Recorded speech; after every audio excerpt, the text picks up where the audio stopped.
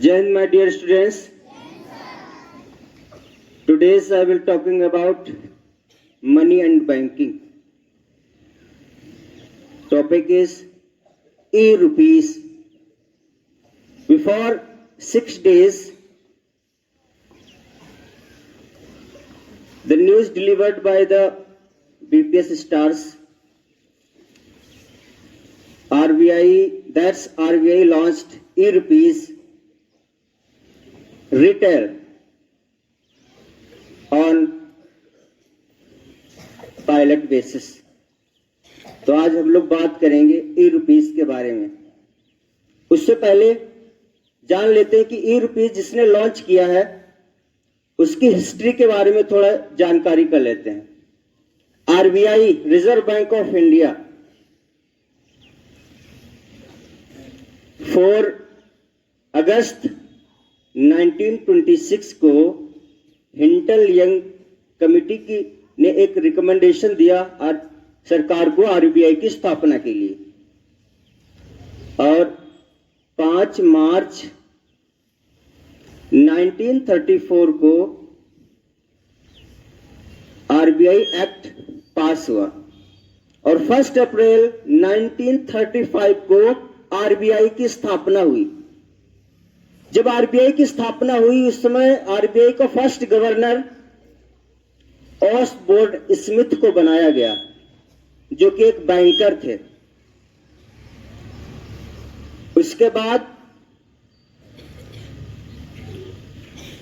स्वतंत्र भारत के जब देश आजाद हुआ उस समय जो गवर्नर थे वो सीडी देशमुख थे। इसीलिए बोला जाता है स्वतंत्र भारत के फर्स्ट गवर्नर तो सीडी देशमुख का नाम आता है। आरबीआई का जो फाइनेंशियल ईयर होता है वो 1 अप्रैल टू 31 मार्च होता है। जो वो लेखा जोखा आरबीआई का है वो अपने 1 अप्रैल से 31 मार्च के बीच में करता है। भारतीय रुपया है, जो भारतीय रुपया है, जिस आपने देखा होगा जो भारतीय रुपये का जो सिंबल होता है उसको एक आईआईटी मुंबई के डॉक्टर उदय कुमार थे, उन्होंने डिजाइन किया था। जैसे आपने देखा होगा डॉलर का अपना सिंबल होता है, यूरो, येन, युआन, सबका अपना सिंबल होता है। तो फाइनेंशियल मिनिस्ट्री ने एक ओपन कंपटीशन रखा और इसमें बहुत से लोगों ने पार्टिसिपेट किया, जिसमें डी उदय कुमार का जो रुपए का सिंबल है वो सिलेक्ट किया गया 2010 में। तो 2010 से आपका जो रुपए का सिंबल है वो इंडिया को मिल गया।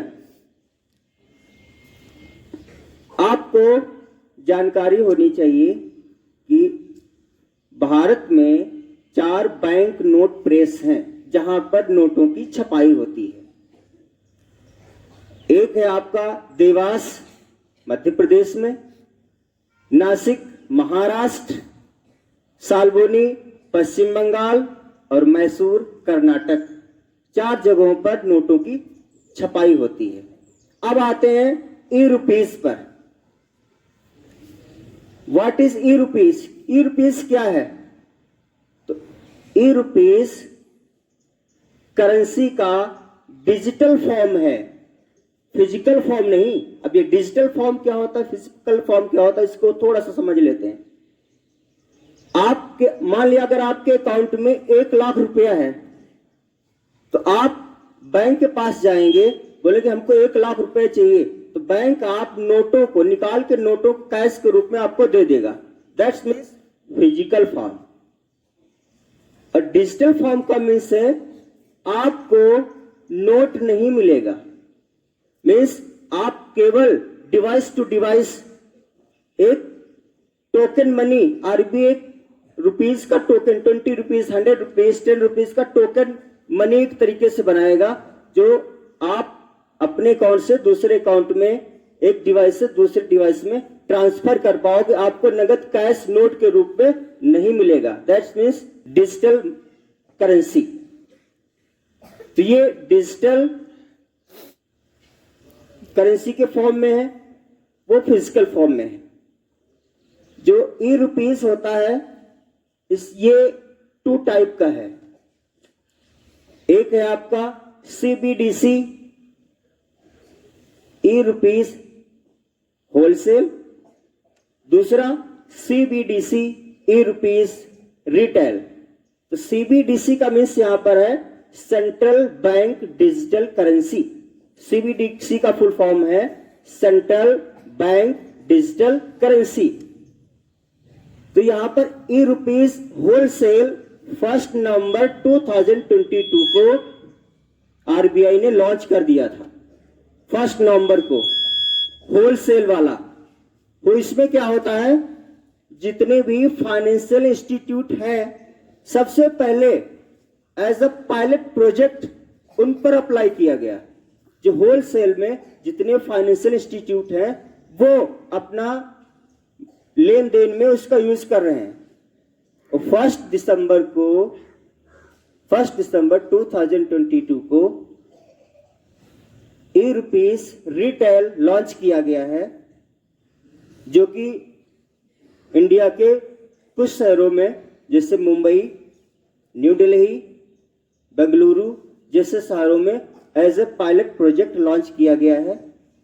अब जब ये अच्छे से सक्सेस होगा, इसका मतलब जहां लॉन्च किया गया, जो लोग यूज कर रहे हैं सिटीज, उनको अब टोकन के रूप में रुपया ट्रांसफर करें कि एक अकाउंट से दूसरे अकाउंट में अगर कुछ भी परचेस करना है तो उसी का यूज कर पाएंगे।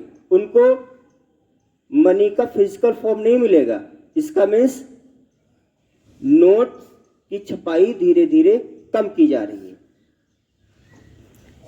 2 टाइप का हो गया, एक हो गया CBDC ई रुपीस होलसेल, CBDC ई रुपीस रिटेल। 2 टाइप का हो गया। इसके बेनिफिट्स क्या हैं? अगर